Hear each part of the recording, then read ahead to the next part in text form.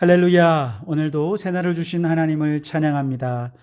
우리가 이 세상에 참으로 사단마귀의 수많은 공격을 받으며 살아가지만, 그러나 우리가 믿음으로 주님을 의지하고 주님이 오늘도 내 곁에서 나를 도우실 것이다, 주님만이 나의 힘이 되시고 나의 방패가 되신다 믿고 주님을 의지하면 사단마귀의 모든 공격에 승리하게 될 줄 믿습니다.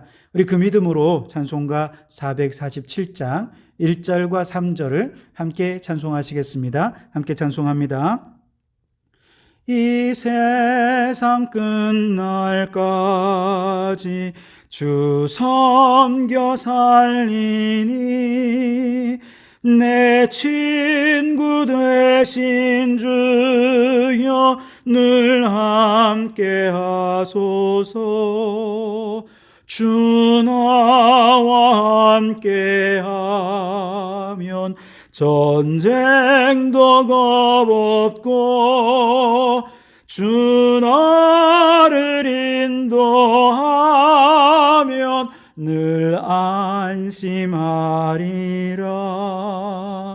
이 세상 온갖 시험 내 마음을 흔들고 저악한 원수들이 안팎에 있으나 주 나를 돌보시사 내 방패 되시고 내 옆에 계신 것을 늘 알게 하소서. 아멘. 오늘도 우리의 곁에 계신 주님께서 주시는 힘과 능력으로 승리하는 하루가 되시기를 바랍니다. 이 아침 우리에게 주시는 하나님의 말씀은 사도행전 26장 24절에서 32절까지 말씀입니다. 봉독해 드리겠습니다. 바울이 이같이 변명하매 베스도가 크게 소리내어 이르되 바울아 내가 미쳤도다. 내 많은 학문이 너를 미치게 한다 하니 바울이 이르되 베스도 각하여 내가 미친 것이 아니요 참되고 온전한 말을 하나이다. 왕께서는 이 일을 아시기로 내가 왕께 담대히 말하노니 이 일에 하나라도 아시지 못함이 없는 줄 믿나이다. 이 일은 한쪽 구석에서 행한 것이 아니니이다. 아그리빠 왕이여 선지자를 믿으시나이까? 믿으시는 줄 아나이다. 아그리빠가 바울에게 이르되 내가 적은 말로 나를 권하여 그리스도인이 되게 하려 하는도다. 바울이 이르되 말이 적으나 많으나 당신뿐만 아니라 오늘 내 말을 듣는 모든 사람도 다 이렇게 결박된 것 외에는 나와 같이 되기를 하나님께 원하나이다 하니라. 왕과 총독과 번이게와 그 함께 앉은 사람들이 다 일어나서 물러가 서로 말하되 이 사람은 사형이나 결박을 당할 만한 행위가 없다 하더라다.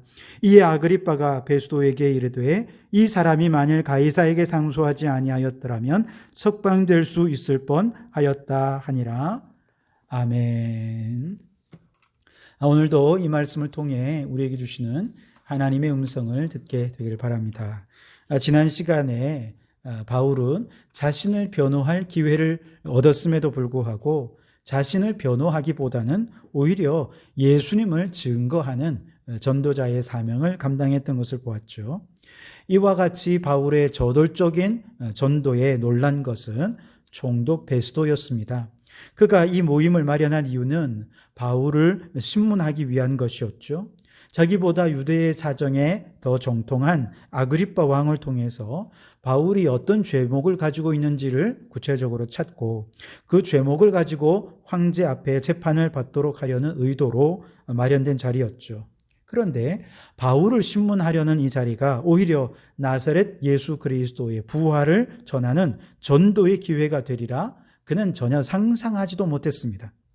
베스도는 뒤늦게 황급히 소리를 질러서 바울을 저지하지요. 24절에 바울이 이같이 변명하매 베스도가 크게 소리내어 이르되 바울아 네가 미쳤도다. 내 많은 학문이 너를 미치게 한다 하니. 자, 이렇게 급하게 바울을 저지해 보지만 그러나 이미 바울은 할 말을 거의 다 한 상황이었고 이제 마지막으로 사람들에게 결단을 촉구합니다. 바울은 얘기하죠. 나 안 미쳤습니다. 온전한 정신으로 말하는 것입니다.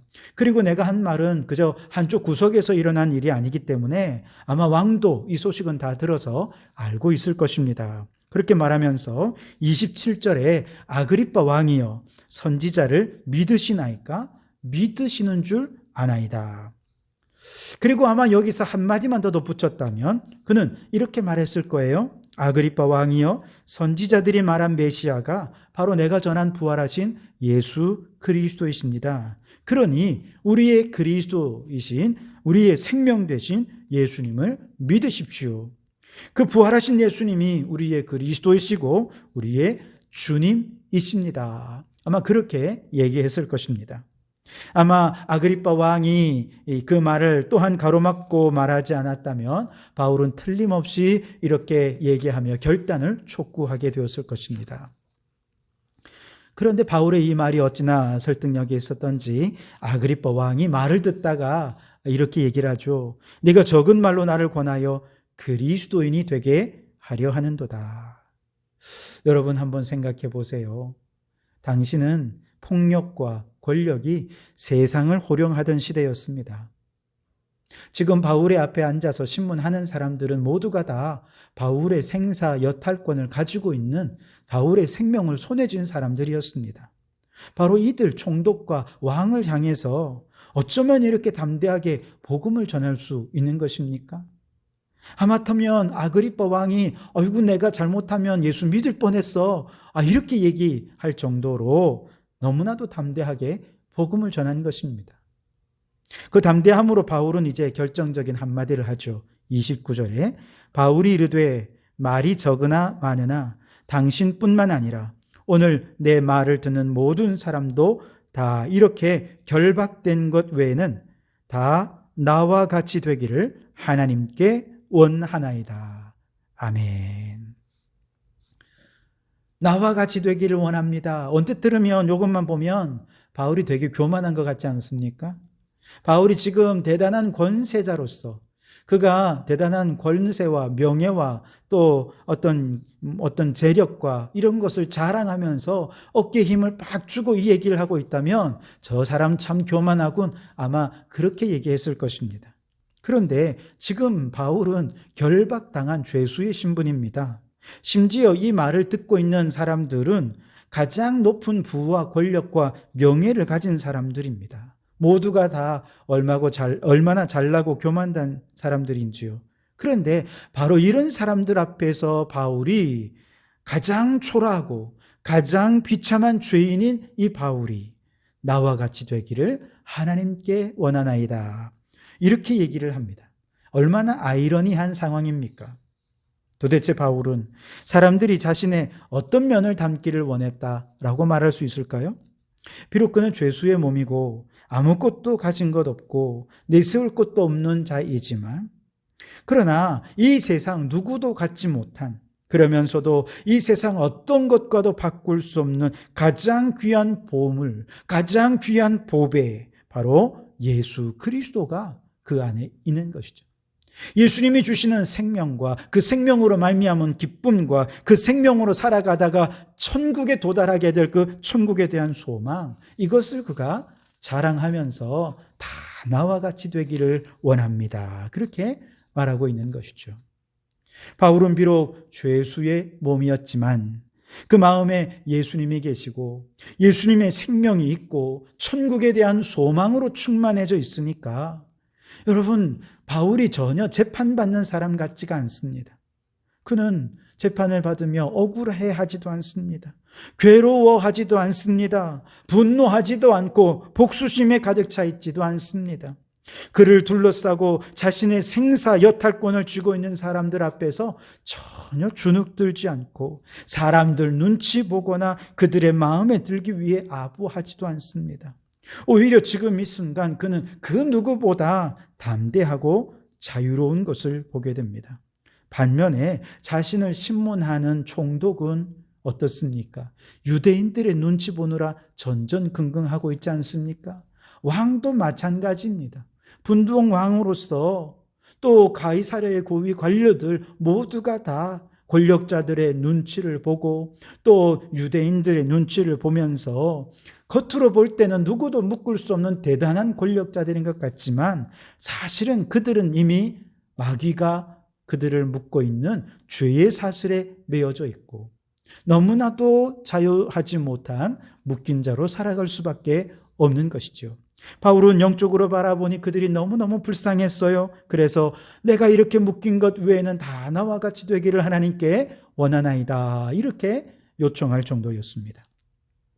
이런 바울이 믿지 않는 베스도의 기준으로 보면 미친 사람처럼 보였던 거죠.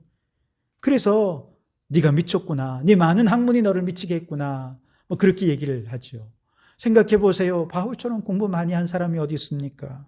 아마 그가 예수님을 안 믿었으면 그는 벌써 유대의 종교 지도자가 되어서 지금 아그리빠 왕 옆에서 또 베스도 총독 옆에서 어쩌면 또 다른 사람을 신문하는 바로 그런 위치에 있을 사람이었을 거예요. 자신의 부와 권력을 자랑하는 사람이 되었을지 모릅니다. 그런데 도대체 예수가 뭐라고, 그 예수 때문에 지금 이렇게 모든 것 다 배설물처럼 버리고 죄수의 신분이 되어서 재판받으면서도 전혀 주눅들지 않고 오히려 나 닮아라 이렇게 얘기하고 있으니 베스도라고 하는 세상적인 관점에서 보면 바울은 그냥 미친놈에 불과한 것이죠. 그런데 우리 하나님의 기준에서 보면 지금 이 자리에 있는 많은 사람들 가운데 가장 정상적인 사람이 누구냐? 바로 바울인 것이죠. 왜냐하면 모든 다른 사람들은 모두가 다 허물과 죄로 그 영혼이 죽어서 결국 하나님의 진노를 피할 수 없는 그런 절망적인 상황에 놓여져 있고요. 그럼에도 불구하고 그런 자신의 영적인 상황이 어떤지를 전혀 모른 채 마귀의 종노릇하면서 그렇게 절망의 길을 향해, 지옥의 길을 향해 한 걸음 한 걸음 나아가고 있기 때문에 그렇습니다. 반면에 바울은 예수님의 생명을 받아서 그 영혼이 살아났고 더 나아가서 이 귀한 생명의 복음을 전하는 가장 복된 사명을 감당하면서 이 사람들 가운데 가장 자유로운 사람으로, 가장 당당하고 가장 담대한 사람으로 지금 사명을 감당하고 있기 때문에 바울이야말로 하나님의 기준에서 보면 가장 정상적인 사람이라 말할 수 있는 것이죠. 여러분, 우리 그리스도인들은 세상의 기준을 따라 사는 사람들이 아니라 하나님의 기준을 따라 사는 사람인 줄 믿습니다.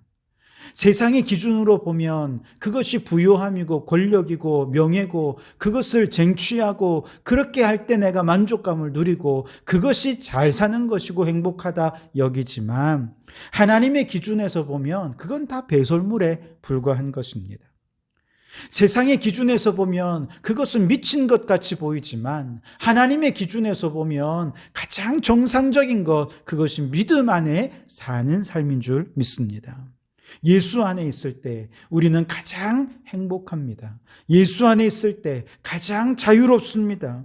예수 외에 더 어떤 것도 필요하지 않는 바로 그 사람이야말로 하나님의 기준에 따라 살아가는 가장 행복한 사람, 가장 하나님의 은혜로 충만한 사람인 줄 믿습니다. 그러므로 여러분, 우리가 이 세상의 기준으로는 절대로 평가할 수도 없고 판단할 수 없는, 정말 이 세상의 기준을 훨씬 더 뛰어넘어서 하나님의 기준을 따라서 살아서 어디서 누구를 만나든지 다 나와 같이 되기를 하나님께 간구합니다 라고 얘기할 수 있을 만한 그런 믿음으로 사는 성도들이 되시기를 주님의 이름으로 축원합니다. 이제 기도하시겠습니다.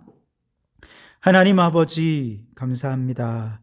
오늘도 하루를 시작하며 주님의 말씀과 기도로 하루를 열어가게 해주시니 감사합니다. 세상의 음성을 듣고 세상의 기준으로 따라 살아가다 보면 어느새 우리는 세상의 탐욕과 욕망을 따라 살아가고 있지만, 그러나 하나님의 음성을 듣고 시작하는 이 하루, 하나님의 말씀이 기준이 되게 도와주시고 하나님 안에서 가장 자유롭고 가장 행복하고 가장 정상적인 사람으로 살아가는 저희들이 되게 해 주시옵소서. 이 세상 그 누구를 만나도 주눅들지 않고 누구를 만나도 어느 곳에 있든지 가장 부자유한 사람으로, 세상이 감당하지 못할 사람으로 그렇게 선한 영향력을 끼치며 살아가는 저희들 되게 해 주옵소서. 때로는 세상 사람들이 우리 볼 때 넌 미쳤다라고 말할지 모르지만, 그러나 예수님만 있으면 모든 것에 만족하고 예수님만 있으면 가장 행복한 우리 성도들이야말로 가장 정상적이고 가장 행복한 사람인 줄 믿고 믿음 안에 살아가는 저희들 되게 해 주시옵소서. 오늘도 그렇게 하나님의 기준을 따라 가장 행복한 삶을 누리며 살기를 소원하오며 예수님 이름으로 기도하옵나이다. 아멘.